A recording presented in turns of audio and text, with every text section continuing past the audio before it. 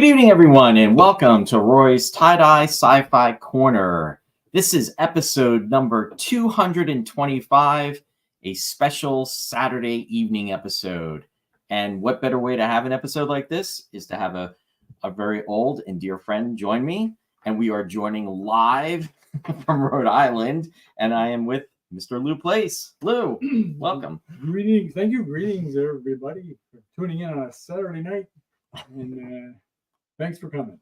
Yeah, we really appreciate it. So we kind of a spur of the moment type of deal, and thought, you know what? I thought Lew and I had talked about it because I was planning on coming up, and part of what we'll be discussing tonight.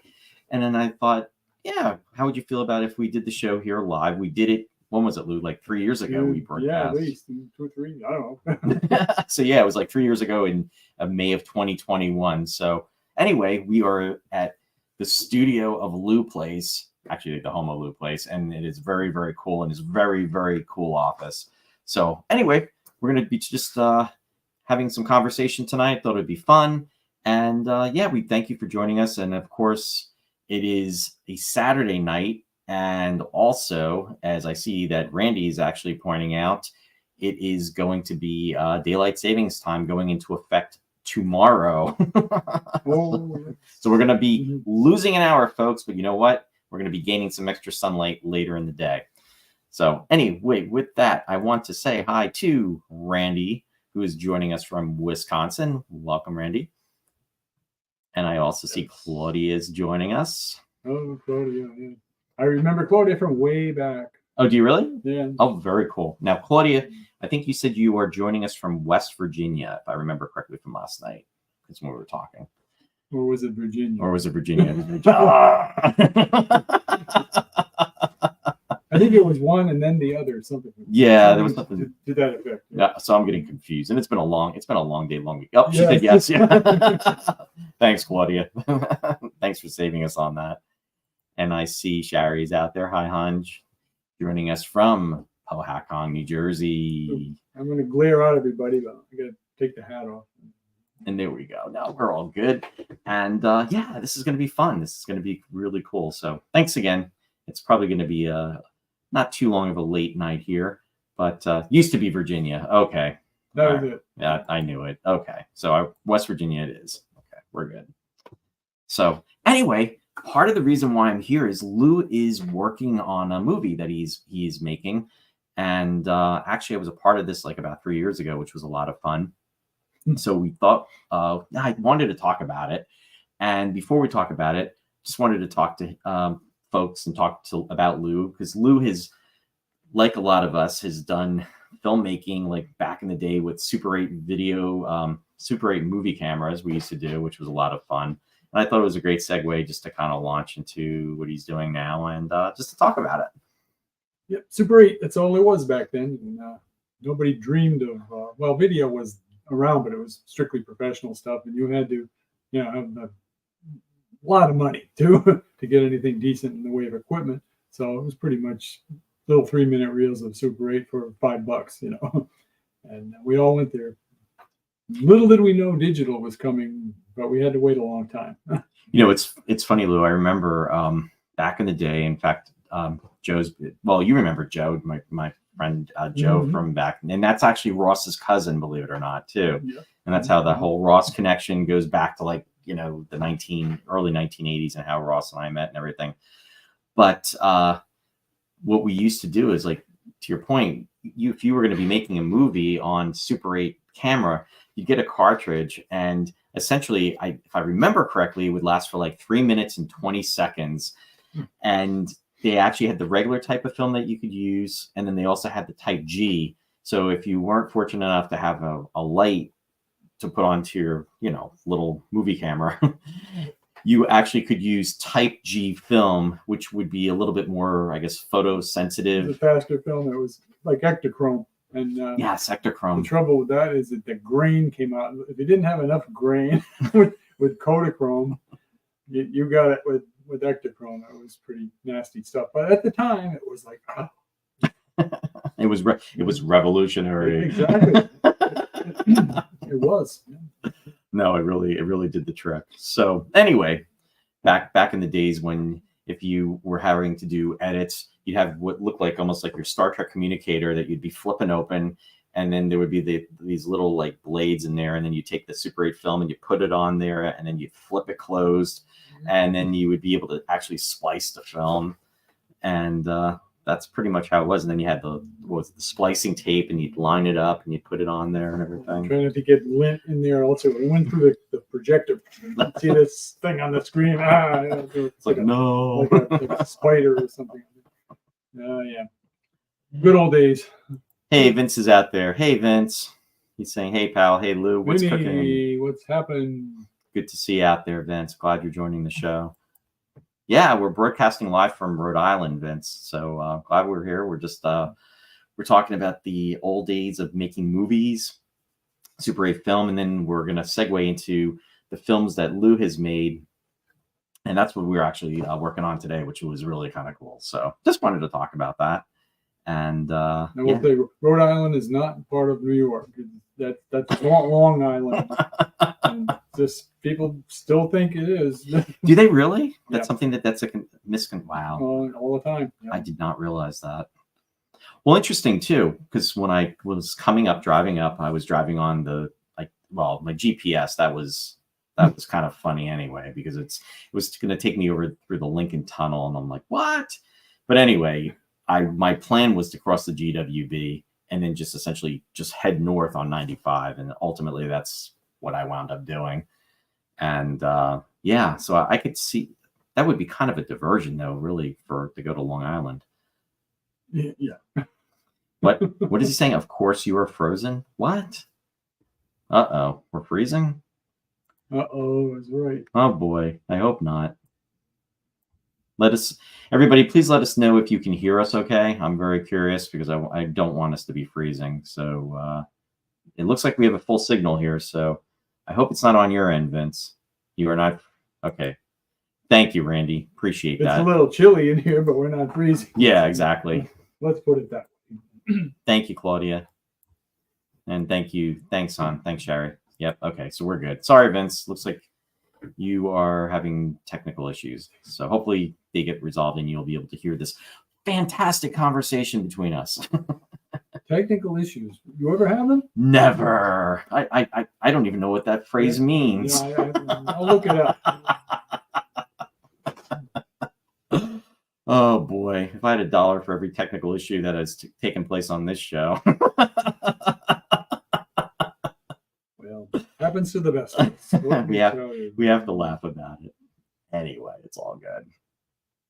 But no, in regards to that, so let me ask you, Lou, did you do a lot of, and I'm assuming you did you do a lot of Super 8 films back in the day? Oh, hell yeah. I worked on, well, I actually started with regular 8mm.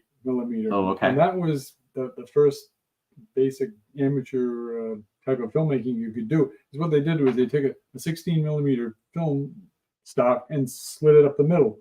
So you had half and half, and that's what you used to these mini cameras. They were considered a joke when they first came out. And what is it they call them? Toys, I think. Oh boy. And then it got kind of popular, and then people realized it's after like 15, 20 years to realize that well, there might be a market for this. So maybe we can make a specific kind of 8mm film with smaller sprocket holes, which means you got a bigger picture when you blow it up on the screen. So Super 8 took off in, I think, 1965. How do I know that? I don't know. You know what's interesting too? It's funny you're saying that, because my parents have a copy of their wedding that is on an 8mm, and it was from 1965, at least at that period. Yeah. And it wasn't Super 8. So thinking back on that, it was January 9th of 65. You can still get it. It wasn't a cartridge. It was a little reel, and you had to thread it in through the camera. And I remember doing it with a little brownie. And I can't get to my closet here, but I got a camera just like the one I used to use. So what was the question? No, I was asking. How many reels I made? Yeah. Hundreds of them. Started out when I was probably 10 years old. Wow. Okay. My folks bought me a reel of film, and said, "Yeah, here's something for you to play with. Take some shots and shoot some video. It wasn't video, but I didn't shoot some film." That was it. I was hooked. My dad was a projectionist, by the way, in a theater in Connecticut, and It's like his favorite job. And I used to tag along with him sometimes, especially on Saturdays, watch the matinees. Mm. And I was fascinated by the whole process of the 35 millimeter film going through the projectors. And it's like, wow, I learned how to run those things. And I always used to say, someday I'm going to make a movie. I'm going to do something. I'm going to make a film. And here we are. So that was really inspirational for you then, just to Absolutely. growing up with that and just the different facets of that. So that's really, really cool. Yep. Just wanted to go back real quick. Vince says that YouTube is his friend. He's here. So I guess the issue has been resolved. Sherry was saying maybe the YouTube was freezing up. And then she said maybe Facebook, lots of laughs. And then she said, love all the stuff in the background, Lou, especially the robot. Oh, yes, the robot. Now, that's the robot toy. That's one of them. One of them from Lost in Space. And that it's a modification of Robbie the Robot, right? That is correct. Yeah, so that is quite an achievement. Digressing, something we never do on this show. I mean, what dream of that? What does that word mean? Oh my goodness! When did you build that, Robbie? That was built in 2009. Wow! And it took me almost to the day, a year to build. It was sculpted from basically, it was made out of a wood frame. All the parts were made out of wood, and it was covered with Bondo, which is an automotive material, like fiberglass. And it was sculpted and sanded, and then more sanding, and a lot of sanding. And I had to fabricate the parts. And honestly, I look at that now, I don't know how I did it, because it was so much work. But I was really into that at the time. And I did have the bubble, the dome, I should say. The other robot's a bubble. Here we go. I had that fabricated by somebody out on the West Coast, and I got it for a song, basically, because it was a reject. Mm-hmm. And the guy said, "Well, do you want this? I can give it to you for like half price." I said, "What's wrong with it?" He says, "Oh, it's a crack and a defect in the back." Well, I'm not going to see it. It's going to be painted anyways. The back of that thing is painted. Right. So I said, "I'll take it." So I got it. I don't remember how much I got it for, but it was a lot cheaper than you could get one now. So I did okay with that. And took 1 year. It lights up, and I could fire it up, I suppose. No, it's pretty amazing. Actually, would you like to do? Would you folks like to see that? Let's clear out of the way a little bit. This is really cool, and the fact that you put this together and it took over a year, Lou. And I think I remember. Didn't you have a website orchestrating, showing like the different phases of that too? I did. I thought so. I hope everybody's saying that they want to see it too. Shari said, and Claudia. So there we go. That's pretty amazing. There you go. There are no batteries in it. It has a CD player, which spouts phrases, but I don't have it hooked up right now. It's okay for now, but that's cool. And yeah, as you can see, it's not a robot, but a robotoid. That's right. If I'd known, I thought that I would have gotten this thing working. Yeah, it's okay. That's pretty cool. The secret compartment has a CD player in it. It's pretty awesome. A whole speaker system in there too. Shari just said so cool. Oh, thank you. Okay. Vince is saying, okay, this is really, really cool. Yeah, no, that's a product of a lot of hours and a lot of love, and it's very, very amazing. Great to see. It was lots of fun, actually. Toward the end, I was getting a little tired of it, but yeah, Randy said very cool too. Now, in regards to one of the things too, then with that, Lou. Now, did you ever have the opportunity to meet? Is it Robert Kinoshita? I did not, but I had a picture of me with that robot and the other one, which you can't see here right now. I had a picture sent to him. Oh, I do have that. And I have a picture of him holding the picture. Oh, okay. That's pretty cool. And, I don't know how. Yeah, I'll let you do that. Yeah, put the glare. And there's a picture of him holding your picture. Yeah, pretty And, much. and he was the creator of the Lost in Space robot, and he was also the creator of the Robotoid, and also Robbie the Robot. That is correct. There he is. And he lived to be 100 years old. Wow. Yeah. He didn't pass not too long ago, really. Probably 8 years. Yeah, it was within the last 10 years. So yeah, that was pretty cool to have him have that photo taken by somebody. No, that was a fun part of our digression. That's right. But getting back in regards to making the films and everything, so like you were saying, after what had been really conceivably many years of using 8mm film and then Super 8 film, then came along the digital age and actually video right. tape. Started with the old Portapack and the Betamax right. thing. You had like 40 pounds of stuff on you. Which was pretty cool at the time because there was nobody had anything like that. And I spent the $2,500 and got it. I think I had to actually take a loan out at the time to do that, which is crazy today because it was strictly for fun. It wasn't for business or anything.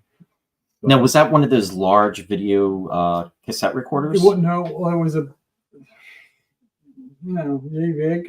Okay. I don't know how well that translates, but it strapped on you, and then it had a big thick cord that went up to the camera, and you put the camera on your shoulder. And gotcha. There you go. Sony. It was a Sony, I remember, and that was pretty cool. And that was used a full size. Say this 3 times fast. Full size cartridge, Betamax cartridge, and then the 8mm tapes started to come out, right. and then everything does Shrunk. gets smaller now, and I went on with that for about 8 or 10 years maybe, and then I just got sick of it. I totally got out of filmmaking and went to doing artwork, which got me nowhere. But I had fun doing it. That's what counts. Well, I remember a lot of the murals that you painted and did. Oh yeah, that was fun. Had a good time. It's just one of those phases I went through, and then I got sick of it. And I had work lined up, and then everybody canceled their projects. They go, "No, I can't afford it now. Times are bad." And everybody had an excuse, and that was the end of the painting. Right. Then I got what's called a real job, and that was that. Oh yeah, it was kind of. Yeah. It's probably just as well. I think do I look better like that? No, there you go. No, and it's amazing how the years just progressed. But one thing I want to do is I do want to share some photos. Now this is going back to, which is crazy to think, 1984. And this is when you did Space 1999 fan film that you created, and it was called Voyage to Meta. And now you not only built a set for this, which was the Eagle cockpit, but you also had the Eagle, which was really reminiscent of it's about 44 inches long. So it's very similar to the 3 44-inch Eagles that were used in Space 1999 for the 2 seasons, and that you constructed yourself. And out of curiosity, what did you construct that out of, Lew? It was made out of wood dowels and plaster of Paris. That was on cardboard. I mean, it was in some wood in there as well. That was it. It was real basic stuff. I mean, I could do that so much better today, but the model kits are so great that it was MPC puts those out. Yeah, and that was back in the day when we were, I mean, the 22-inch and all. If you're gonna get an Eagle, get one of those. Save yourself a lot of grief. I wore my fingers out making all of those little rocket engines and everything. They go on the side pods. Right. I remember doing that on a drill press, and sometimes it would break, and my fingers would get sliced. I'd have to wait till they healed before I could go back and do some more. I was dedicated, damn it. Now, how many hours did it take for you to build that model Eagle? I would say it took me about 8 months. Wow.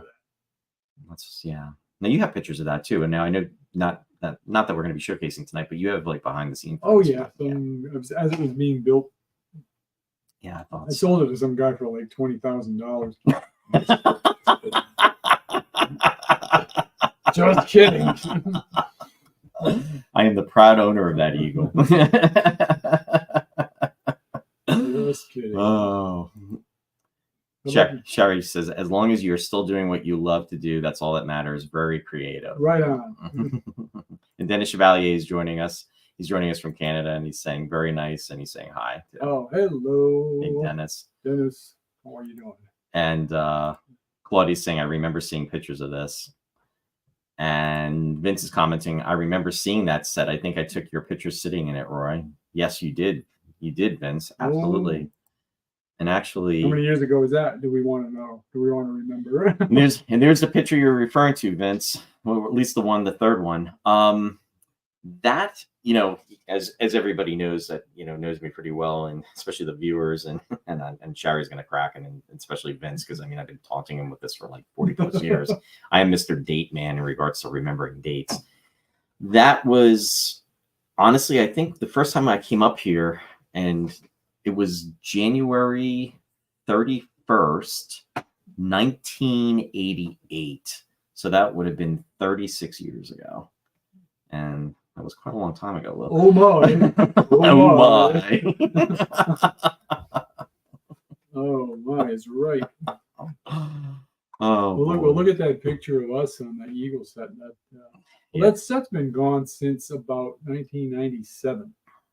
I remember it was in the loft of the barn in my backyard. And that was the old house that you lived. Oh, I lived in the old house at that time. Yeah. It's still the same barn back at this house. Oh, okay. And that thing survived, I don't know, how many years? 84?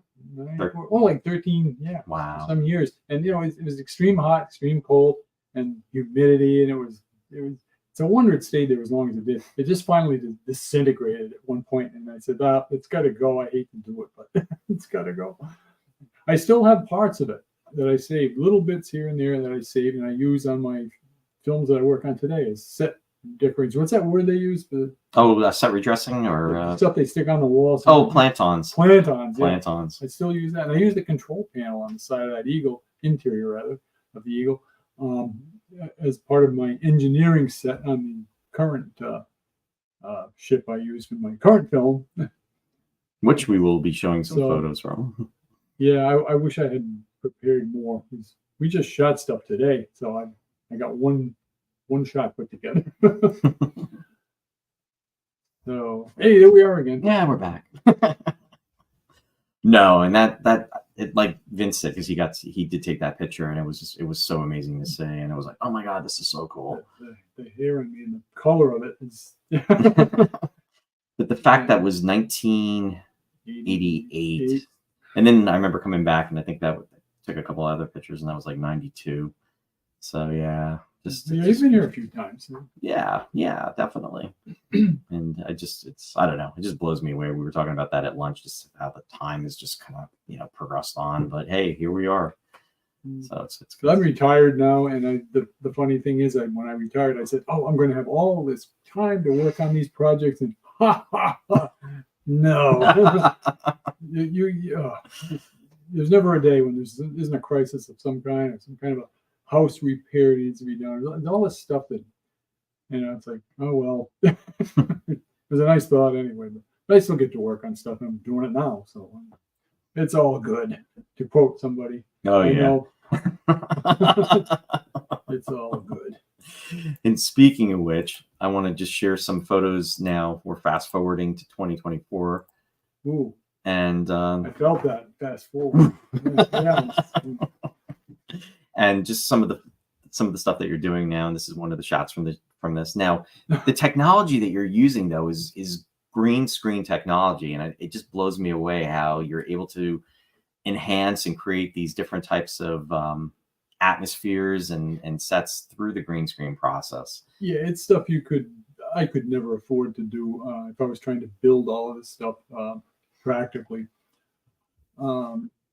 Some of it is practical. Like that shot there with that craft spaceship on fire, that was done in my garage on a great big table covered with dirt and all kinds of rocks and stuff. And the background was green screen, and I put the mountains in later on. So that's something I didn't have to get a background. It's just found it online somewhere. It's just a mountain. I forgot. I enhanced it and changed it a little bit.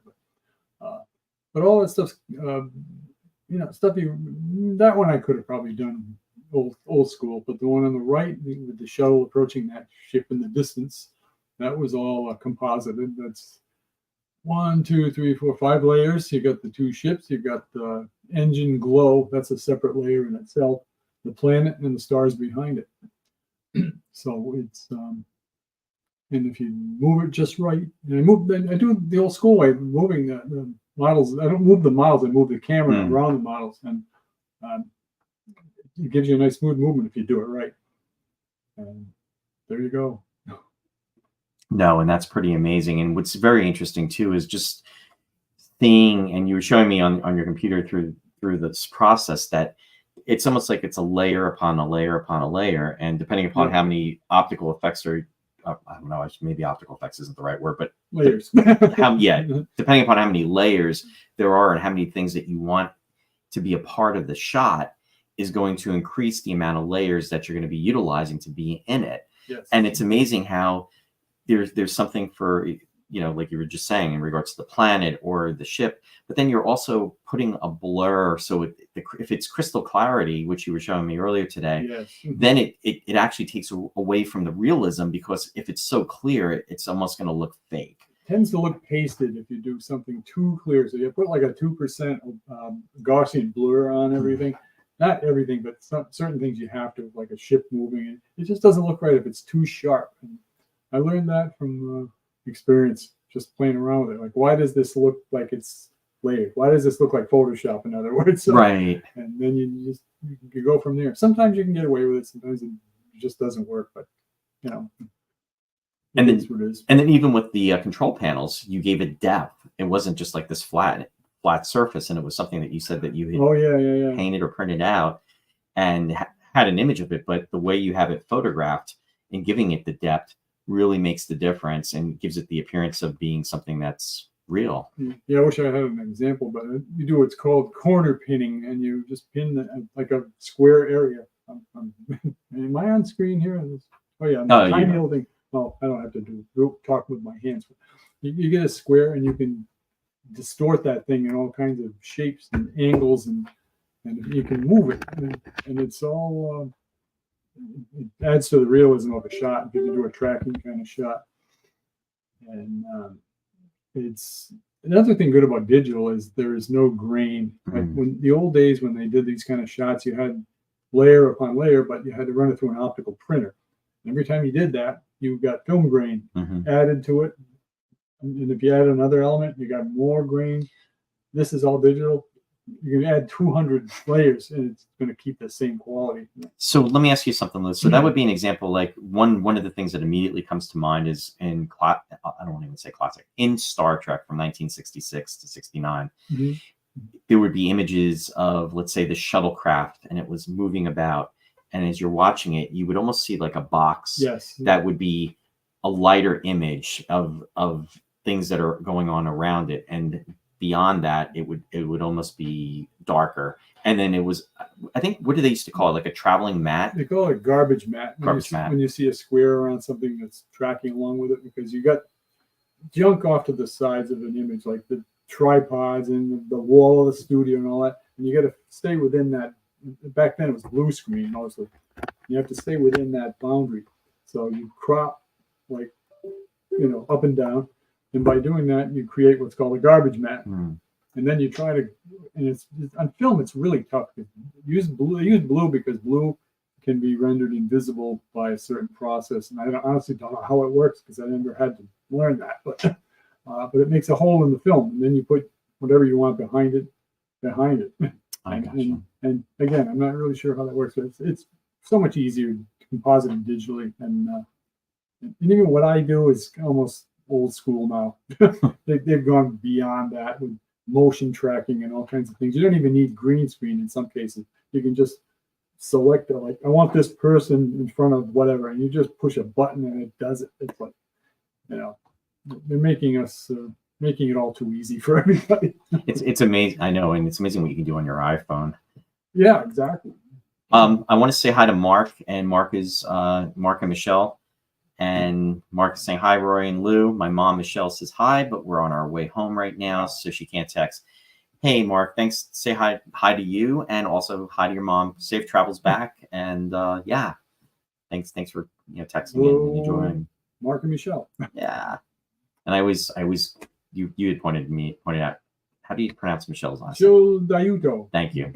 Sorry, Michelle. I am the king of mispronunciation, so as many of you know, so I apologize. But thanks for texting in.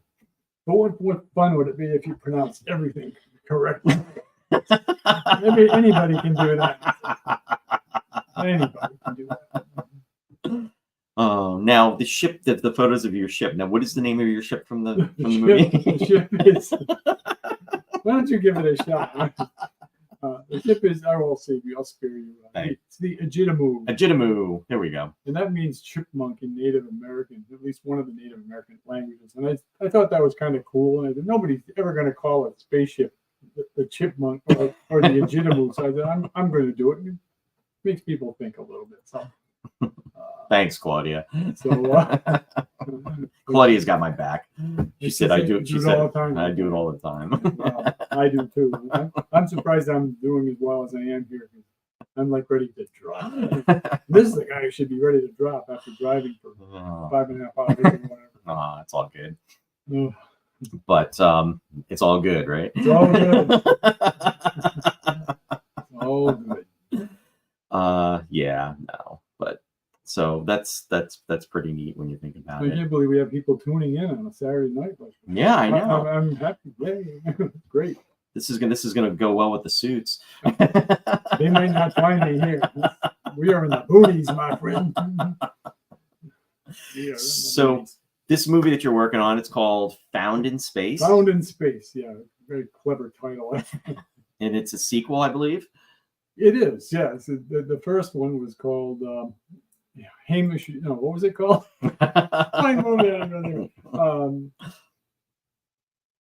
Harper and Binks. Harper and Binks, that's right. The two characters, and they're basically two people who didn't get along, and they work together in space, and then one insults the other more than the other. That would be, I got insulted more than, or I should say, my character got insulted more than the other did.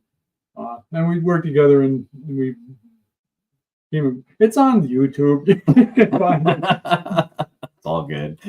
You can put a link up if you want. Actually, I would like to put a link in so you folks can check it out. So let me go ahead and do that, and I will add that too, so that you'll be able to. I'm gonna have to send it to you because I don't think you're gonna be able to find it. Oh, okay. So no, that'll be good. Definitely send it my way, and then what I'll do is I will post it in the comments section, so you can definitely check that out. But anyway, now Lew, in regards to the production of the film. Oh, and Claudia says yes, I would love to see it. So definitely do that. As soon as Lew sends it to me, I will have that posted. Very shortly. Now, Found in Space, Lew, when will that be completed? Are you anticipating maybe like around maybe September or October? That's what I'm hoping for. This project was put on hold last summer because I had all kinds of issues going on, health issues and family issues and issues with issues, and it just, I almost gave up on it, and then I realized how much work I'd put into this thing, pre-production and all that. I said, no, I'm not letting this go. So I decided to go back to it just a few months ago, and I said, Roy, you gotta come out here. Once you help me with this thing, we get a couple of shots in. That's going to get me back in the mode, and I'll be able to finish it. So, so it's on track again. So no. I had so much fun doing that with you the last time, and I can't even believe that was like 3 years ago already. Like I said, the time just really kind of flies with everything. Oh yes. But it's really fun, and let me tell you something. Learning the lines, we're having fun with that because I actually, as many of you know, I just got done doing the murder mystery marathon weekend last weekend, and I did that with Bill and company and friends from Country Gate. So really didn't have time to really like learn these lines. So I was kind of just listening to them on the way up and then trying to absorb them through osmosis. But it was a lot of fun. But one of the advantages when you're doing a film as opposed to a live theater production is you have some leeway because you can do cuts and edits, which Lew was very patient about. I'm a director. I have to be patient. And whoops, I am posting the link into. I'm not James Cameron. No, can't write, you moron. I don't know how anybody can work like that. And they do. The directors are animals. I'm very patient. No, I guess you are, and it was a lot of fun, and the afternoon went very fast. But there's no reason to not be patient because that looks like an awful long. It really does, and I'm hoping this link works. I think it'll work. So yeah, actually, folks, I've just posted the link into the chat. So give it a shot. Let me know if it works. If not, I will have to try to do something different to share that. So give it a try. It should be showing up in the system as we speak, and it is rather long. Yeah, it shouldn't be. I don't know if that's going to work. Yep, it's working. Oh. I'm doing it. It's there. That should do it. So you should be able to check it out. Claudia said, "Holy smokes!" Yeah, it's a long link. Oh, no worky. No, that's interesting. Well, let me try it again and see what happens. This is the right thing. I think it's gonna work. Nope. HTTPS. Hold on one second. I think this should do it. Let me try it again. I'll try it one more time.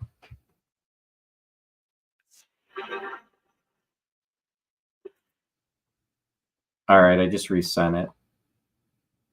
And that should do it. That should make it work. Try that one. Okay. That looks better. Oh, wait, worky. Okay. Good. All right. Thanks for your patience, folks. Appreciate it. So, yeah. So, again, I'm sorry, Lew. You're saying that it'll probably be completed sometime towards the end of the year then? I hope so. You know, don't send me letter bombs or things if it's not ready. But it's very complicated technically. There's a lot of VFX, visual effects going on in there, and getting actors together is the very hardest part of it. This guy's very cooperative. I had no problem, but some other people, I've got some people who are semi-professionals, and their schedules, they can't pass up real money. Yeah. To come and do my thing, even though they're nice enough to say I'll do it, but when I get a chance, like this movie, Harper and Binks, I got somebody who's semi-professional, and she was a riot. We had so much fun working on this thing. Roy met her. Barbie Joe, yeah, and she's just a lot of fun. And but I was very lucky to get her, and the only reason I got her, I think, was because of COVID. And we did, I don't know if I'd spoil it, but we did a kind of a romantic scene together, right at the height of COVID. I mean, people would have thought we were nuts. They'd seen us. Yeah, it was fun. Yeah, and it's hard to believe, COVID is, I mean, literally 4 years ago, like now, really, if you think, I mean, today's what? Today's the, what is today? Today's the 9th. So it's like literally like in like 9 days or whatever, 8 days, 9 days. It's just kind of crazy when you think about it. So, yeah. But, it's 4 years. Yeah, I don't know. I'm survivor guilt on that, but I had like the best time of my life during COVID because everything was so easy for me. Yeah, I worked from home, and there was just nothing going on. I was getting a paycheck, and did everything I could, but it was just nothing we could do because nothing was going on. Right, my day job, and it's it was all good. It was all good. It's all good. Oh, and one photo I want to share from this is we did today with the background. Again, it's so cool how you have the different backgrounds that you have with that. So yes, Commander Rupert, who is in charge of astronomical ventures. Lots of fun. And that was shot today. So there you go. It's exclusive. You're just seeing it before anybody else. Claudia said I worked at Lowe's and we never closed. Wow. Really? Yeah. Oh, wow. Yeah, you guys, salute, because Yep. definitely. Oh, and I wanted to comment. Randy said he made a Space 1999 Empire Strikes Back crossover film on VHS. Why? Oh, why didn't I keep these? Oh. Yeah, I hear you, because I discarded a lot of my Super 8 stuff, and there's a lot of history there, and I just wish I still had it. Another thing with Super 8, I guess everything breaks down eventually. Even digital is going to go away at some point. Sad as that may be. Yeah. But at least with digital, there's a lot of copies out there, so your odds are it'll be around. It'll be around for our lifetime anyway. Right. But Super 8, you leave it in a damp place and it goes moldy. And I've lost a lot of stuff. It's just gone. But it's funny you're talking about Super 8. I actually came across 2 bags that I have like Super 8 film like kind of clips, and I actually have to go through them just to see what's actually on them, because you're going through the editing process and you're just kind of like chopping away and what have you. But and that's the stuff left over from back in the day. But it's I don't know. It's just I guess the whole technology aspect of everything just really amazes me, how we have progressed so far. And when you see what it's a short time, this came out maybe 20 years, maybe. Yeah, maybe a little more. I don't know. It's just film was around for a long time, and then digital, boom, all of a sudden, and then record albums, right, and then CDs. Now CDs, kids go like, "What's that?" And they don't even want to be bothered with it. I do my stuff on streaming. But it's interesting. Vinyl has actually made a comeback. It's made a comeback. Yeah. So that's pretty amazing in itself. Yes, it has, and I had enough of vinyl, to be honest with you. Nah. I don't care if it has a warm tone. I still like CDs. Yeah, CDs. Well, and that's the other thing. Anybody want to argue about that? You're welcome to. You're okay with it. If you like vinyl, I'm fine. But personally, I'm not here for it. CDs made it. I mean, they were incorporated into cars, and now if you forget it, if you have any CDs and you want to listen to them, but what everybody does is they essentially stream. They tap into their phones or what have you, and MP3 players, and they just pump it through the speaker system. Yes, it's really amazing. But I often joke about myself, because I'm one of those probably the last 5 people on the planet I'll go out and say that who does not own a cell phone. I have no interest in that. I know I'm going to need one eventually, but I don't want it. It's interesting because the murder mystery we just did, the detective in the show, the character of the detective actually has a cell phone, and it's the flip phone, just like the Star Trek communicator. That's what I have, actually. I shouldn't knock myself too much, but yeah, flip phone. Why not? You know how often I use it? Oh, 0.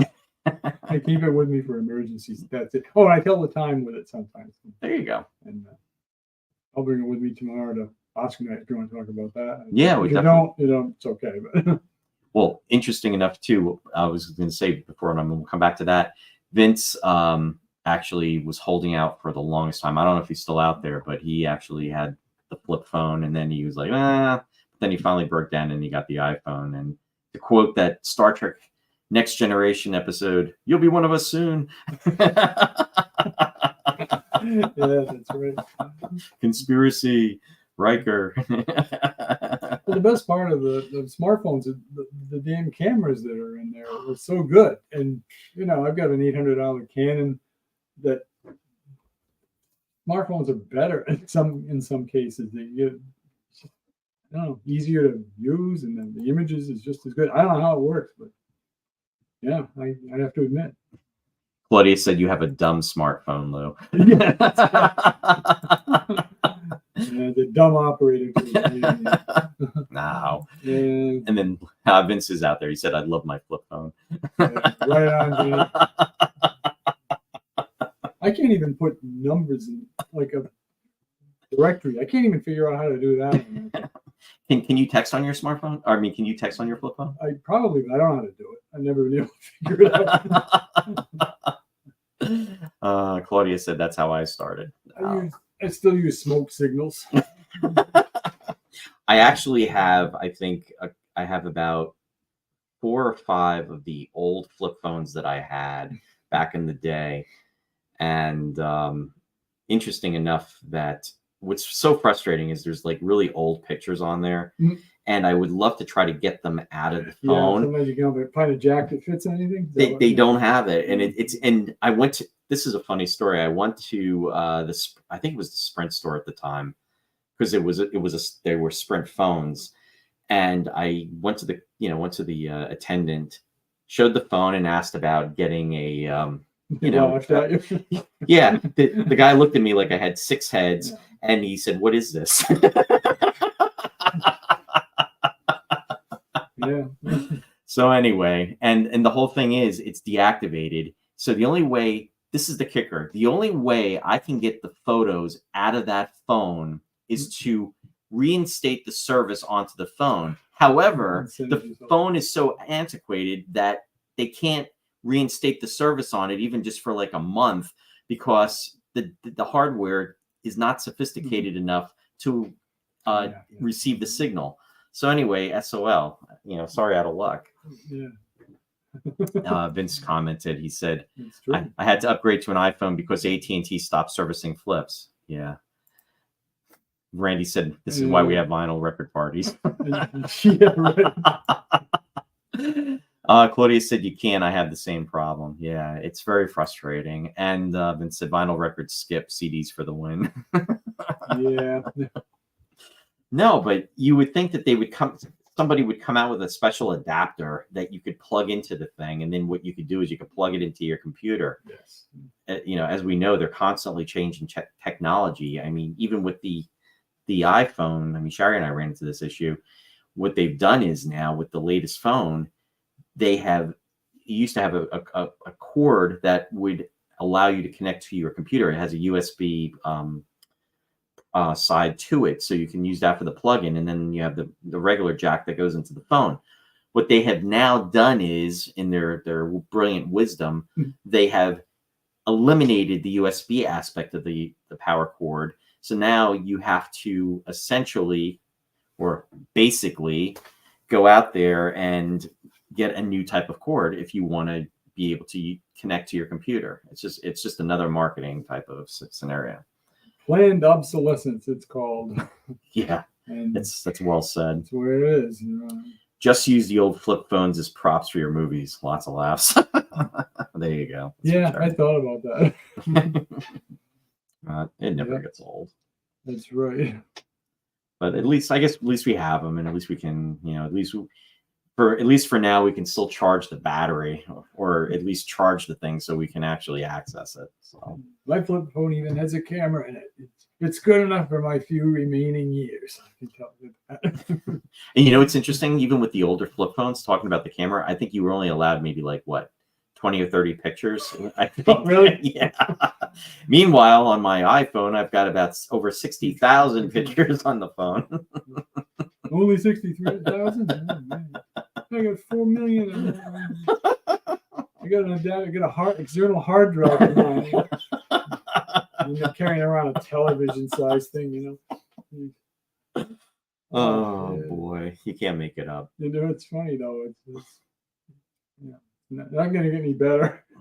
No, it's just going to continue to progress. Well, I was thinking I'm not going to pull it out here. The whole thing we shot today is on this tiny little chip. Who saw that coming? No. That still fascinates me. Isn't that what you would call an isolinear chip? Isolinear optic chip. Yes. Here comes the tech babble. Yeah, here comes the suits too. I think they followed us. Oh, no. Yeah, the suits are coming. We're giving away the trade secrets. Look out. Oh, there's one thing. The robot's power pack. There we go. There's something that's was a pretty decent size for all that thing did. Powered an entire B9 robot. That's pretty cool. And They were ahead of the game on that. oh yeah, That's pretty cool. And that thing's extremely accurate, I might add. No, that's really cool. So this is taken from the robot B9, which I am going to. Oh, you don't have to. I'm going to flip the screen, so to speak, so you can actually see it. And he lights up and he actually talks too, which is really cool. He does, yes. Lou's going to reinstate the power pack into the robot, and then we'll give you a show of that. I'm going to have to change. I'm going to have to actually pick up the laptop and kind of. We can save that to.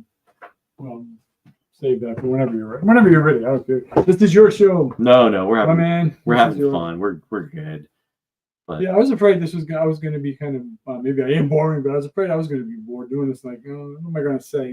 Now I'm looking at it's like no, we've been almost an hour's gone by. Yeah, today the time went fast, and I had a plan as far as how we would structure the conversation. Well, see, it's all you. It's seriously, it's all. No, it's actually all you, because what I did was I structured it around you. That's I think what a good moderator does, thanks. And it works. No, that's why you've been so successful. That's why you're on Forbes next month.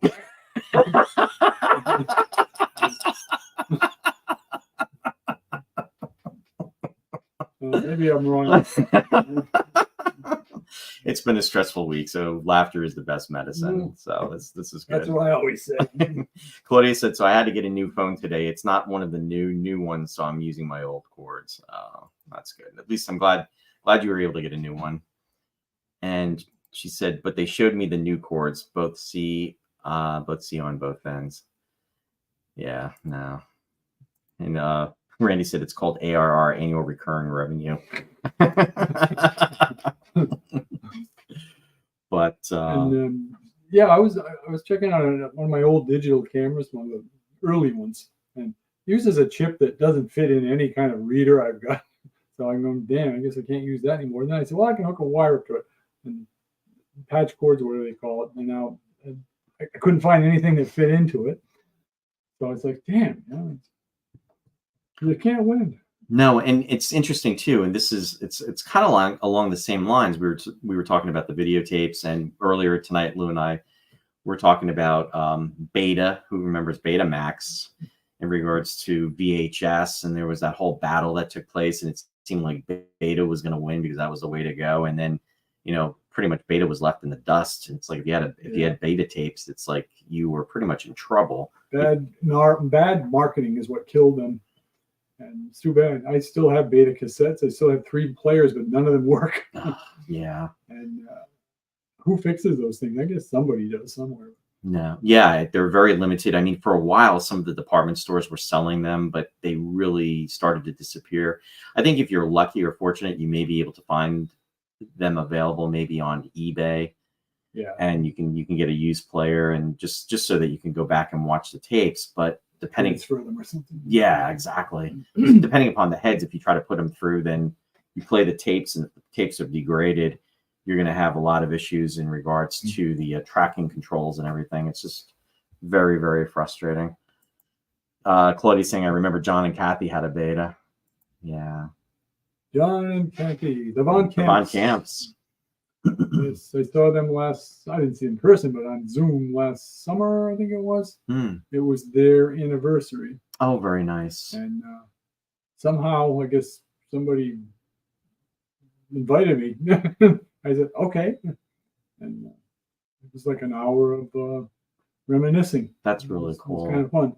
How many, do you remember how many years they've been married or what they were celebrating? No, I don't, but they were married at least back in 1978 because Wow. Kathy was carrying Heather at the time. Saying that. So do the math. She was born, I think, in 78 or 79. Wow. Oh, Claudia said it was Rosie. Okay. Yes. Very nice. That's right. So so Heather's probably like 40. My goodness. Heather's like 46. Wow. I got pictures of her as a tiny little kid. Somebody was holding her up with a little fairy costume on. And I'm thinking, oh my God. That was in 1986. So that would have been. Yeah, Claudia said 78. So yeah, 46. How the heck is and I sound like I say this all the time, but how the heck is 1978 46 years ago? I mean, it's insane that the years just, I'm going to say this for Vince because he always cracks when I say this. It's unbelievable. That's for you, Vince. It makes me kind of sick, actually. Yeah. Yeah. But then would you want to go back to that time? I often think I'd like to feel the way I did back then. I was in good shape. Yeah. No, I'm just this old crotchety old guy that I kick kids off the lawn. Get out of here, you little. But not really. I'm having more fun now than I was having when I was younger. But I just ache everywhere. What do they always say? If I only knew now, if I only knew then what I knew now, or if I only knew now what I knew then, or one of the two, or both, or if I only knew then what I know now is what it is.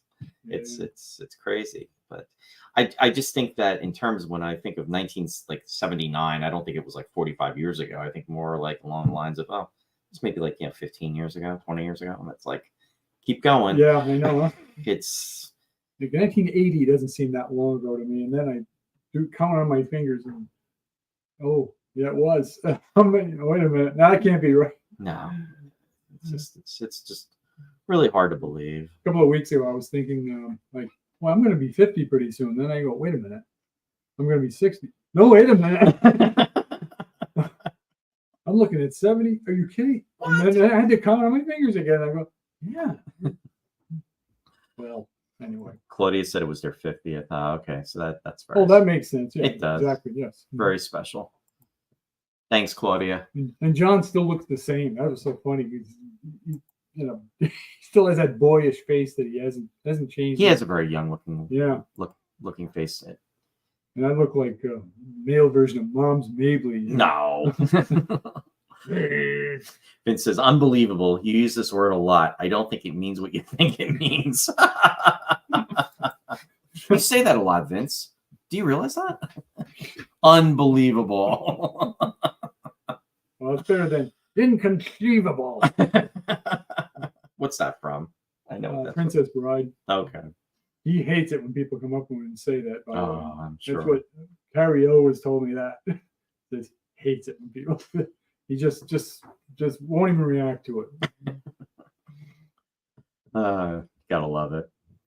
It's what makes it all. Makes it a lot of fun. Carrie O is in good shape. He's my age, and he looks a hell of a lot younger than I do. That's another film that came out. I think that was around 87, maybe. So it's 37 years. Well, Andre the Giant was in it. Andre He's been gone for quite a while. So. Yeah, he did. We've talked about this. The $6 Million Man. Talked about that when Jack was on the show. He was the first Bigfoot, Sasquatch. That's right. I need one of my servants to get me another drink. The robot servant. Yeah. Vince said, "Thank you for catching my reference, Lou." Because I didn't, Vince. Sorry. I think I need a hoagie. Oh yeah, that was really funny. Oh man. Ross was a trip last night. I mean, for those of you that didn't catch, we covered the Heroes of Sci-Fi Part 2 last night, and I'll right before we go to the shout outs, I'll show you a slide from it. And it's what's that saying? A picture catches 1,000 words, or something like that. Yeah, it was fun.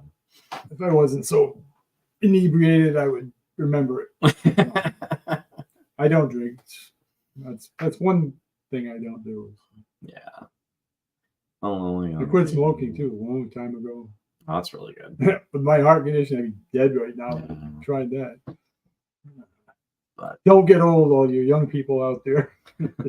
It's horrible. It's overrated. Yeah. Hoagie man. Yep. Hoagie. Loving Robbie back there, Lou. That's from Dennis. Oh, thank you. Yeah, that was fun. That's one of those projects I started. I said, I'm only going to make the foot. This is true. I'm only going to make the foot. Because if I can make the foot, then I know I could make the rest of it. But I don't know if I can sculpt this thing, make it look smooth, give it the texture, the shine I want to.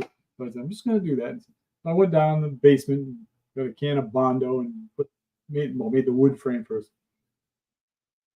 and put it all together and sanded it and painted it. And damn, that looks pretty good. And they said, oh, yeah, maybe I'll make the next piece up, the ball joint or whatever you call it, and just kept going from there. I didn't expect to finish that, or to even get past the foot. But. And you said it took you literally a year to do, right? Yep. Yeah. Now, 2009. the one thing I want to do is I want to show everybody the robot B9 from Lost in Space. Now, how, before I swing the camera over, how long did it actually take you to put that together? Well, it was like 2 stages. The first stage, I did it when I was unemployed back in 2005. And I'd say it took me about 3 months because I didn't have anything else to do. So I was just down in the workshop, putting stuff together, just building it, And then, about 3 or 4 months. Then it was done, and I'm looking at it. I was saying, I could do this better, and that tread section, I could do that a little better. So I ended up basically rebuilding the whole thing again, and that took about a year. Wow. Maybe not quite, but because I had some of the parts already made, like the plastic parts and all that, which I made in the toaster oven, believe it or not. Really? Yeah. I'll point that out if you want. I don't know how much detail you want to go into here, but a lot of the stuff a lot of it's store bought, like the tread section. Those are pipe tape and insulation and stuff like that. That's and amazing. You just have to kind of utilize it and repurpose. I guess the word I mean to say. And the legs are pipe insulation. You have to get the right kind. You don't get the foam stuff. It looks, it's too porous. Doesn't look right. And it's just one of those things. And I belong to the B9 Builders Club. Right. And they gave you a lot of suggestions on how to do things. And it was great. And I understand there's a surge that people are going back to doing it again. A friend of mine is just starting to build one. And at first I felt bad for him. I said, oh, too bad you went around like 10 years ago. All these parts you could buy or you could have access to. And now they don't make them anymore. And a lot of the vintage parts they don't make, like the lenses for the little lights and everything. But you can still find them. But you got to do some searching. You get a lot of research, eBay and that kind of stuff, and put feelers out there. Like I'm looking for these. I forgot what they call them now. It's been so long. Certain kind of lights, that dial lights, and people say, "Oh, I got one." Sometimes guys try to charge you $100 for them. Somebody else will want maybe $10 for them. Right. Now, the B9 Builders Club, I remember seeing photos with the builders next to their robots, and there's quite a few of the robots that have been created by these by this group. There's probably, and I'm really guessing, but there's probably 100 of them out there. That's pretty amazing when you think about it, from something that was back from 1965. Wow. There's different styles. Some people build a year one. They call it a mono robot, which had no color to it. Right. And then the year 2 and 3, which was they colored the claws red and gave it a little more color. Well, it's interesting. When I attended Chiller Theater back in, it was October of 2015, which is crazy. That was 9 years ago, for Lost in Space 50th anniversary. And Bill Mooney, Angela Cartwright, Marta Kristen, they were there. And I believe Bill was with his wife, Eileen. And I'm trying to think if I'm missing anybody else. Oh, and of course, Mark Gardner. Sadly, Mark passed away back in October last year. And they were there, and the DVD, the Blu-ray, it came out, was coming out, I believe, around that same time frame. And also in that whole setup that they had in Chiller, they had different variations of the B9 robot. And to your point, too, with the first season and the second or third season robots, and it was very, very impressive, and it was cool to see them there with them too as well. And I got some photos taken. That's where I first saw my first full size. Was a guy named Craig Reinbrecht, and he goes around with his is a costume version, so you can actually get inside it. And years later, I met up with him in RoboCon, I think it was, in Colorado. I went to this. This was cool. It was all builders there. It's a lot of fun. We all had stuff to talk about. And everybody got along. It was tremendous fun. And I said, I got to try to get in that suit because I want just something I want to do, just to say I did it. So, wow, I was a little heavier then, and I I got halfway into it, but they tried to put the torso of me. I could not bend my arms to get that thing over me and into it, and I really wanted to, but I couldn't do it. So this other shorter, smaller guy got in there and did it. And I'll tell you something. That guy who Bob May, who played the robot on that show, he's an unsung hero. Yeah. Never realized what he went through, because this guy was in it for maybe an hour. And this was all like LEDs, the cooler lights, not like the hot incandescent type of stuff they were using back then, and motorcycle batteries. I guess it generated some heat or something. Anyway, this guy came out of this thing looking like somebody had dumped a bucket of water over his head. He was saturated. Wow. And I'm thinking, maybe it's just as well I didn't get in that thing. But that was fun. And Craig's robot is what inspired me to do this, because we got talking. He says, "Oh, you could do this." I said, "You don't know me." I said, "This, this is construction beyond my expertise." He said, "No, you could do it." So he just kept pushing it. And there you go. They also sold. I'll quickly end this, but end this quickly. No, it's getting boring. But they quickly. For a while, sold these things pre-made for $25,000. Yeah, $25,000. Remember that? They were very nice, and they were machined, precisely. And they did things like there was a soil sampler that opened up, and he sold a bunch of them, and I think the slight recession came at some point, and then next thing you know, all these guys who bought these robots, they were all on eBay. Everybody was trying to unload them for whatever they could get. And I felt bad. It's what a shame, but it's making a comeback now. I'm told. So that's good. But it's interesting. There's still people interested in this. Yeah. A 60-year-old TV show. Which is pretty amazing and pretty scary at the same time to think. I mean, when you think in terms of Lost in Space, I mean, the Lost in Space, the pilot was made in 1964, so No Place to Hide. Well, it was 60 years ago. Right? Yeah, so that's at 60 years. The Cage was made at I think was started production in November of 64. Yep. So that's coming up on the 60th anniversary for Star Trek. Obviously, Space 1999. We were at the 50th anniversary of the production when it started. So that's going to be going on right now. So there's a lot of things. The Outer Limits just celebrated the 60th anniversary. It started in September of 63. We're there with that.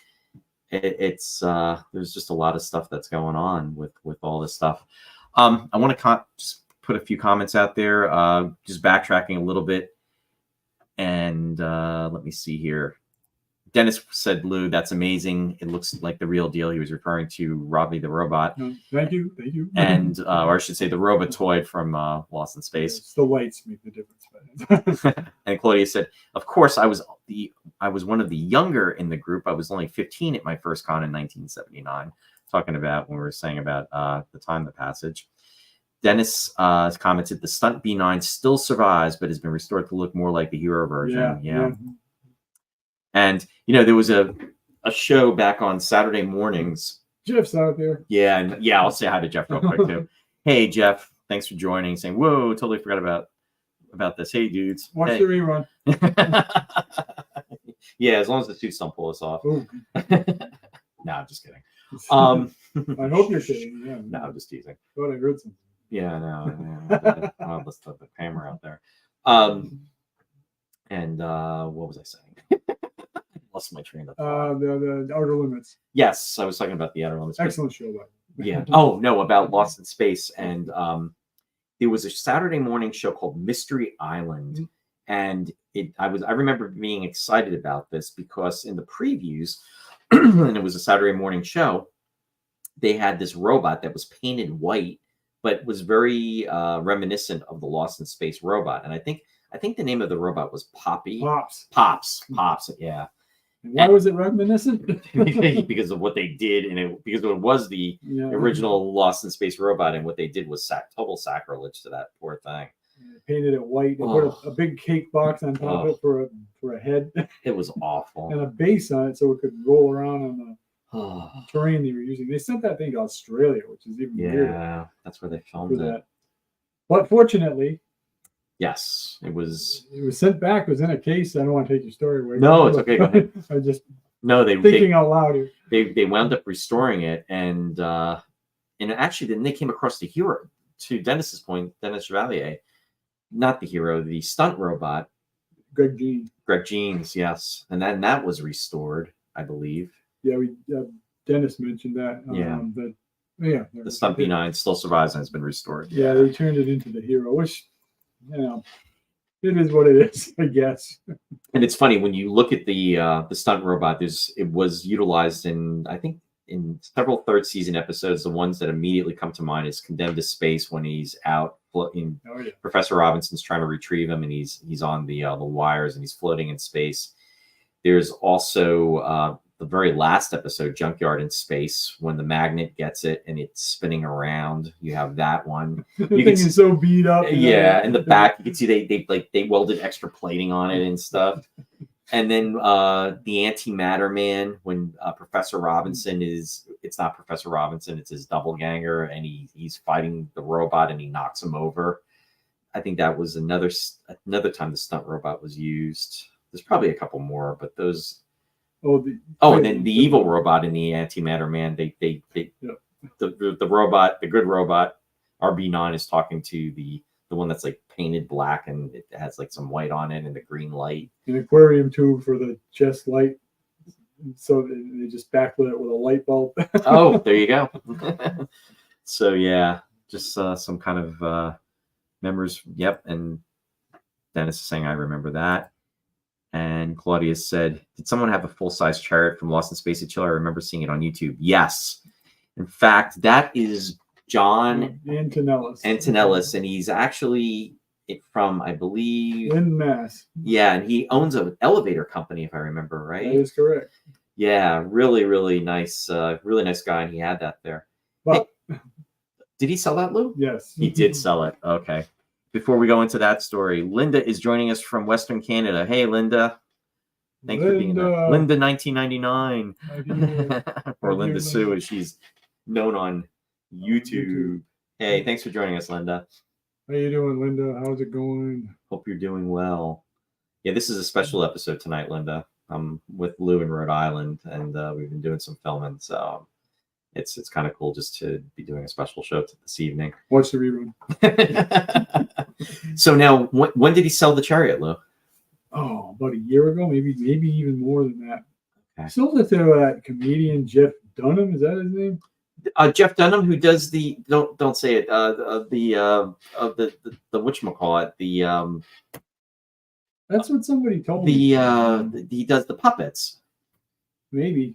Yeah, I know the name, but I don't really know what he does. He is supposed to be at the Allentown Fairgrounds, I think this year, or he was there last year. That would be cool just to go up to him and say, yeah, great act. But do you own the Lost in Space chariot? I would check that out first and fact check that, because somebody told me that, and I'm not sure if it's true or not. Yes, the ventriloquist. And he, what was the name of that one? Sherry might remember. I can't think of it. Linda's saying hi back too. Oh my goodness, he did the he had that one that one puppet, and it was hysterical. And I can't think of what it. Maybe Vince even knows. Triumph, the insult comic dog. No. Yeah, he is the ventriloquist. Triumph used to crack me up. But oh well. But anyway. Remember the time Triumph was on Conan O'Brien and Shatner was on? No. He just kept. And I was really surprised Shatner took it very well. The dog kept going to him. Hey, Shatner, Shatner, and he just kept like screaming his name at him. I was on the floor watching. Oh man. Oh boy. That's that. But I digress. But you digress. There you go. Nah, that's good stuff. But do you remember that? Do you remember who remembers the Twilight? I can't remember the name. Oh, Sherry's saying she can't remember the name. I nod the what was it? Yes, that's it. That's it, Claudia. Ekmid. Yeah, that's it. I couldn't think of it. Yep. You got it. Thanks, Claudia. We have such educated people in your audience. We really do. I mean, they are on point. They know everything. They do. That's good. Yeah. Thumbs up. But yeah, he was really funny, and he did this whole act. No, and I was gonna say, oh, Claudia's saying jalapeno on a stick. Do you remember Cliff Robertson in the episode of Twilight Zone? And it was called The Dummy. And it was very reminiscent to the Anthony Hopkins movie. What was it, Magic? Oh yeah. You remember? Because I never saw that, but I know the movie. Anthony Hopkins was in it. Yeah. I worked with him once. Nice guy. I remember that on Meet Joe Black, right? That's right. Linda says, you digress. You've come to the right place. You think? We built the show on digression. No, and I remember, wasn't Brad Pitt was on the set with you for that movie, right? Yes, he was. And everybody kept a distance from him. I was during his period where he wasn't taking a shower or anything. So. Oh wow. Yeah. In fact, you don't really need to know. I think he's over it now. Anthony was great. Sir Anthony, I'm sorry. Yeah, no, Sir Anthony. Yeah, I worked with him for 1 hour just about, and really sweet guy. No, I remember you saying he was very down to earth, very pleasant. He likes cats, so he's he's a great guy. There you go. Yeah. And speaking of cats, thank you for the folks that tuned in last night and sending positive thoughts for Squeaker. Much appreciated. So Shari actually got him to the vet today, and he's doing a little better. And yeah, it's been rough, but keep those special thoughts coming for him. He's a special little guy. But yeah, anybody that likes cats, even Spock, Assignment Earth. That's right. There you go. I find myself strangely drawn to it. I think that was the line. Exactly. An interesting animal, this feline. Oh, Sherry said Squeaker's listening. Oh, but my cat's just thinking about how we can rip my throat out for a can of Friskies. Aw, Squeak. She's Thanks, upstairs somewhere. Now, you said your cat is 15, Lou? Yep. And what's your cat's name? Abigail Van Normalhoff. Say again? Abby Normal. Abby Normal, okay. Sure, but it's Abigail Van Normalhoff. Wow. So Abby Normal, wow, 15. Yeah, this May she'll be 15. Aw, that's so cute. She's one of those bizarre calicos, and they're all bizarre.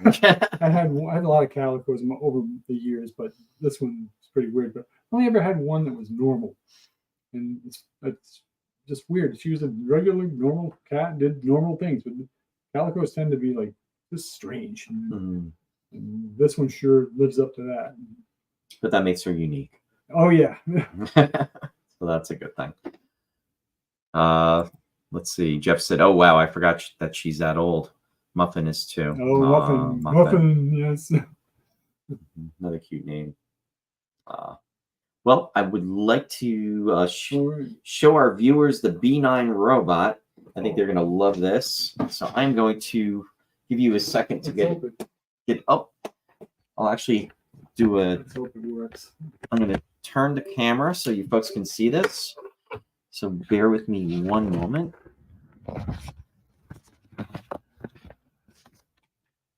The voice to work on it. There it is. The battery in this remote could be out. I don't know. Oh, and even if it doesn't come on, don't fail me, baby. He's trying.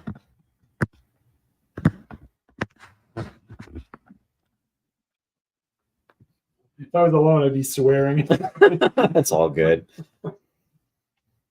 Just the way it lights up is amazing in itself. Oh no! Come on. Anyway, you can open the remote control. No, it needs a screwdriver. I need a screwdriver. I almost brought my small screwdriver. So. Yeah, I don't have a battery for it anymore. This opens up. That's pretty cool. Folks can see it. Flashlight. There you go. This is what was considered programming it. A reel of 3-inch tape and a couple of toggle switches. I remember the episode The Flaming Planet when that gets pulled out with the tapes and then yes. With well, now you actually built the robot power control system too. It's nothing much, really. It's a string of old Radio Shack chaser lights. And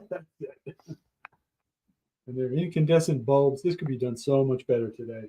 But It's pretty cool how the head actually turns, though, too, as well as the sensors. well, sadly, it's not cooperating. But I had the guy who did the actual voice, Dick Tufeld, record some lines for me. And Dick Tufeld, a lot of the folks out there may remember, he was actually the announcer for The Wonderful World of Disney. That's right. Yeah. That used to be on Sunday nights at 7 p.m. back in the day. Well, I have to let everybody down on this one because I don't know why. But actually, I'm going to just kind of see it. It just doesn't want to start up. The battery must be shot. It's not like I play with this thing all the time. You can see the robot controls here. It does one thing very well. It collects dust very well. Yeah, that is amazing. That was so cool. The bubbles got a pretty good layer of dust. All right, it's not going to work. Dang. Do those power controls or do they light up? What's that? Oh, the sensor lights or I forget what you call those. Everything is lit that's supposed to be. Oh, not on the robot. I mean on the panels on the. Oh, yeah, I can give you that. There you go. That is so cool. This has got a switch on it somewhere. And that's just, what did they call that? There was a certain term for those. Well, those are the Burroughs units. Burroughs units. Burroughs 605. Yeah. There's a 205. Now I forgot. Those were pretty amazing. Brain's going after all these years. And yeah, those were real computer displays back in the day. All they did was put out like 4K, which is nothing. And I think they made punch cards of something. Oh, really? Something really simple with those things, but they look so cool.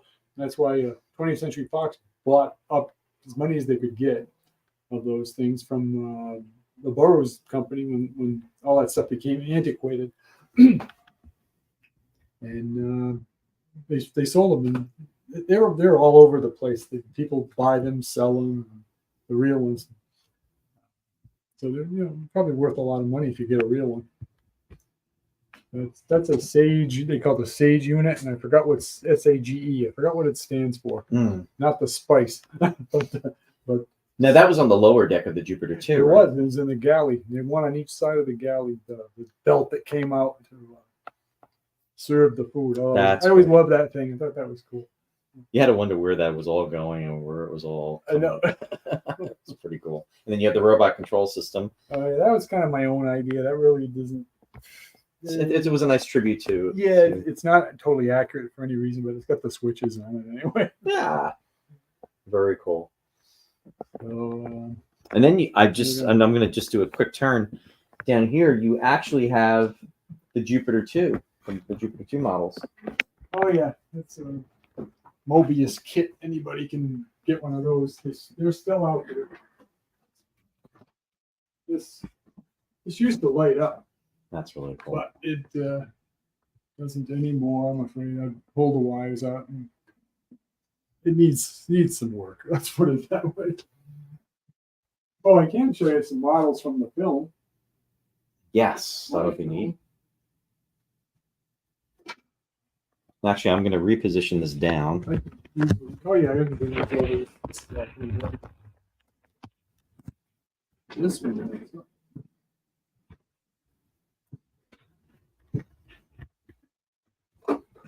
Okay. Oh, very cool. This is the Ajidamu cover. You can hold it. The cover might slide off on it. There it is. Now this is the ship that we get to see in the movie. Whoops. Yeah, that's what that'll slide. That's okay. We're going anywhere. The engine's the best part on that one. It's the back. No. Whoops. Let me flip it around. There you go. That's cool. How long did it take you to build this one? Probably a week. It's kind of a kit bash thing, so it's not totally original, but you're not going to find anything like this anyway. It's got a Chinese takeout container as the bottom of this thing. Seriously. We spared no expense. Yeah. Oh, that's good.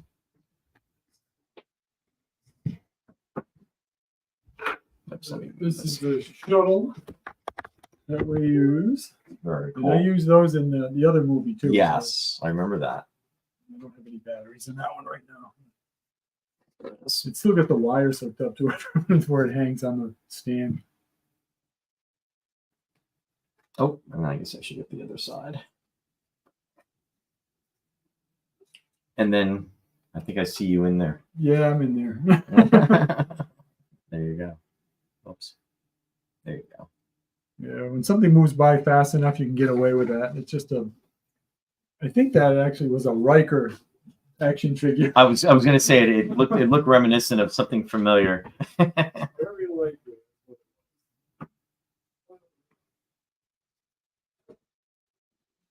Sometimes you know you're only going to need one side of a model, so you don't do anything on the other side.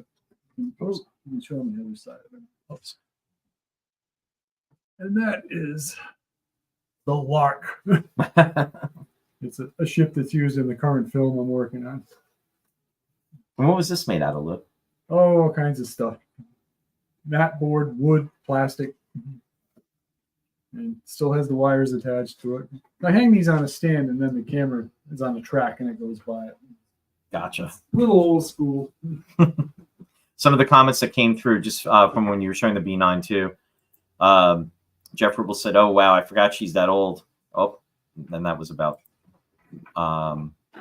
Abigail before. And Claudia said, when you were trying to turn on the B9, give it a smack, Lou. Yeah, I know. I thought of that. Vince said, "I love that thing." Claudia said, "That's so cool." Linda said, "So cool." Vince said, "Oh, you bubble-headed booby. You cantankerous clump." And then he said, "The B9, not you guys." Oh. I thought we were being insulted. Oh, the pain. Sherry said, "So cool." And then Linda also said, "Mimi Lou." What was that? I don't know. She said, "M-I-M-I Lou." Mimi. Mimi. Yeah. So anyway, wow, we have been on for an hour and a half. So I can't believe it. see, the time went fast. We had fun. We had a great group of people out there. And I don't hear any crickets. no crickets. Not yet anyway. Not yet. There we go. So anyway, I'm gonna share a photo from last night that really just summed up everything towards the end anyway. And I think a few of you will get a kick out of this.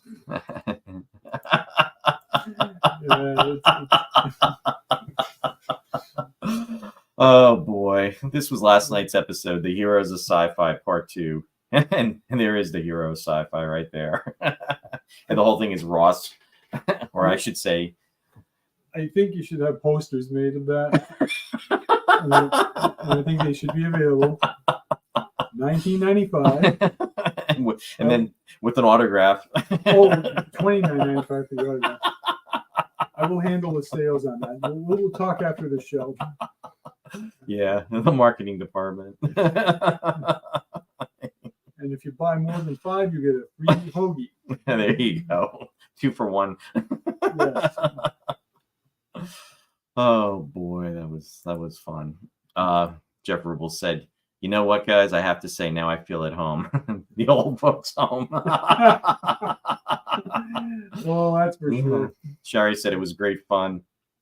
And then she said, "I'm still eating your damn pie." Lots of laughs. Oh, the pie sounds good, man. I was gonna bring it, and then what happened was I got that blueberry. Oh, that's right. And I wasn't joking. It's homemade. Oh boy. Claudia said Claudia's laughing, and then Linda said, "The great pie saga." Lots of laughs. So anyway, I'm gonna do a quick shout out because I want to do the shout outs. But I'll go somewhat quick on these tonight because I know it's a Saturday night and it's late, and it's wow, we're coming up on 10:48, and which really means it's 11:48. So I promise to have the shout outs done within like 5 minutes. I won't make them longer than the show. So anyway, we'll just what's that? Oh, it's happy you have to tell them about what we're doing tomorrow night. Oh yeah, but you don't have to. But I mean, it might get a few laughs. Yeah, this is true. Yeah. So yes, bringing you creative awareness through our shout outs. So here we go. Just want to save it. Oh, actually, today is Mike's birthday. So give a shout out to Mike Rizzo. It's his birthday today. So happy birthday, Mike. Mike and Mary Beth are on Wednesday nights, and at 7 p.m. Eastern Daylight Time, because we are going to be turning the clocks ahead. So that's Sci-Fi Distilled. They are on at 7 p.m. and they're going to be doing bad TV shows we enjoy watching. So check them out, Mike and Mary Beth, and that will be this coming Wednesday. I want to give a shout out to Country Gate Players and Bill Scarrato, and we just completed the Murder Mystery Triathlon last weekend. Now, for the 52nd season, Country Gate is back, kicking off the season with The Odd Couple, which is going to be launching on April 20th. So definitely, if you are in the New Jersey area, and if you're in the Belvedere area, and you are available the weekend of April 20th, 21st, and 27th and 28th, you will not want to miss The Odd Couple, Neil Simon's The Odd Couple. And you can get information about Country Gate at www.countrygate.org, or you can go to Bill's website, which is www.billscarrato.com. Also in production is The Eagle Obsession. This is a documentary that Jeffrey Morris is working on, and this is going to be pretty amazing, folks. It is 50% complete, and you can check out information in regards to it at www.eagledocumentary.com. This production of the movie is going to be fantastic, so definitely check it out. And also, Jeffrey has a Indiegogo going on right now, which is in effect. It's got 13 more days that it will be operational. So just take a look at it. You can go to the Eagle Obsession page on Facebook to check it out. And again, this movie is looking to be completed for next year, for 2025, which will coincide with the 50th anniversary of 1999, which is taking place. Also, Captain Phil, WUSB 90.1 FM, Stony Brook, New York. The Captain schedule is Friday nights from 9 to 11:30 p.m. Check out Captain Phil. And also want to give a shout out to Trek Talking, a Star Trek podcast. We appreciate their support, and you can check them out also on Facebook. Want to give a shout out to Martha at Studio One Thrift. Martha has Studio One Thrift, which offers and showcases their lineup for all seasons, all year long. The website address is www.studio1thrift.com. You can get the styling tips for both men and women, and all you need to do is register on the website to get that. Also, Martha has invited me to host her next live show, which will be taking place on Monday, March 25th at 7:30 p.m. Eastern Daylight Time. So I'm actually looking forward to doing this. Martha is very patient and is very helpful with helping folks coordinate as far as clothing. Again, the clothing is very affordable and very reasonable and very nice. In fact, as Lew was indicating, we're going to actually be going to an event tomorrow night, which is going to be an Oscar event that's taking place here in Rhode Island. And I actually got my, my attire through Martha at Studio One Thrift. So definitely photographing that. And we'll be taking some pictures and photographing for this event. So it's going to be kind of fun. And it's going to be a pretty cool thing to go to in regards to that. So any comments on that, Lew?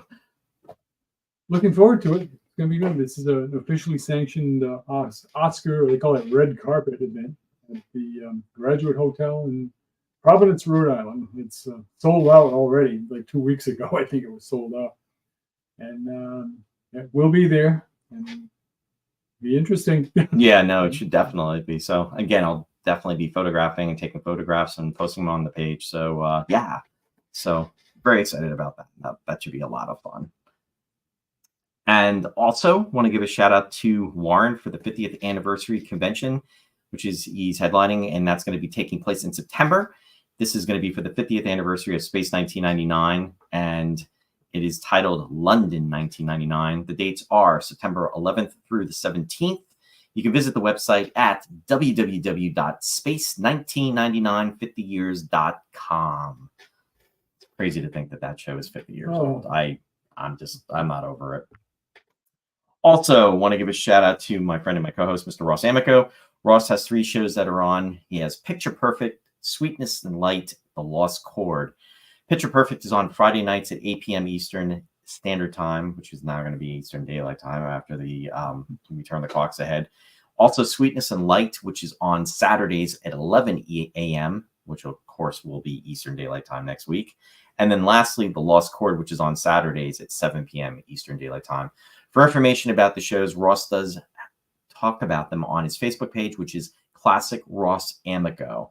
You can check it out, and he also gives teasers about them. And this is done through KWAX U, or out of the University of Oregon. So in regards to going to their website, it's kwax.uoregon.edu. Definitely check it out. Ross puts a lot of time and effort into the shows. He's very knowledgeable and very creative about all the information that he presents, and you will not be disappointed. That's for sure. And speaking of Ross and I will be back next Friday, which is going to be March 15th at 7 p.m. Eastern Daylight Time, because we will be jumping ahead. In regards to the episode, we have not announced it yet. Stay tuned. We'll probably be posting that by this coming Tuesday. We'll let you know what we're going to be doing. So definitely looking forward to that. And that will be this Friday, March 15th. And then also on March 17th, to let you know that we are going to be doing a special episode of the show. It will be at 5 p.m. Eastern Daylight Time. And I'm going to be having Warren on to talk about the Space 1999 convention taking place again in September in London, which is titled London 1999. That will be on Sunday, March 17th. I have to update the slides. So there will be 2 shows next weekend. Again, Friday, March 15th at 7 p.m. and then Sunday, March 17th at 5 p.m. And the following week, we will be doing a special episode of the show, which is Friday, March 22nd. That will be at 7 p.m. And it will be an episode which will be a tribute to William Shatner, because it is actually his 93rd birthday on that date. So what I'm going to do is, actually, Ross is going to be not available that evening, but I'm going to open it up to viewer video participation. If you'd like to come onto the show and talk about a favorite William Shatner movie or television show, I'm going to try to limit it to like about maybe 5 to 10 minutes per person, because I want to get different individuals to have time to talk about it. We will discuss that and what movies or television shows that really stand out for you for William Shatner, as we honor his 93rd birthday, which is pretty cool. So we will be doing that on March 22nd, which is his birthday. And for those of folks that don't know, he actually has a movie that's going to be coming out that day. And actually, they're going to be releasing it maybe a day earlier. And it is called You Can Call Me Bill. And it is, in fact, his movie. So just to let you know, mark your calendars for that. And then also going ahead a little bit further, this show will be celebrating its 4th anniversary celebration, which the show kicked off on April 3rd of 2020, right when we had gone into the pandemic. And we will be celebrating the 4-year anniversary of the show on Friday, April 5th. So it'll be 2 days later. So definitely we'll make that a special show, and details to follow, but wanted to make sure everybody was aware about that. So mark your calendars. And yeah, lots of stuff coming down the pike. So Cool. But I was trying to be pretty quick on that. Lou, I hope you had fun tonight. This was really cool. Oh, it's horrible. I'm going upstairs having a hoagie and pie and kind of forget about the whole damn thing. No, it was great. It was yeah.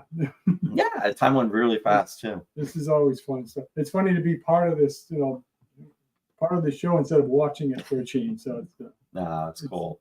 It's a good feeling, yeah. No, and I appreciate you coming on with me, and I'm appreciating that we could do this, and we could showcase again really cool stuff from your collection.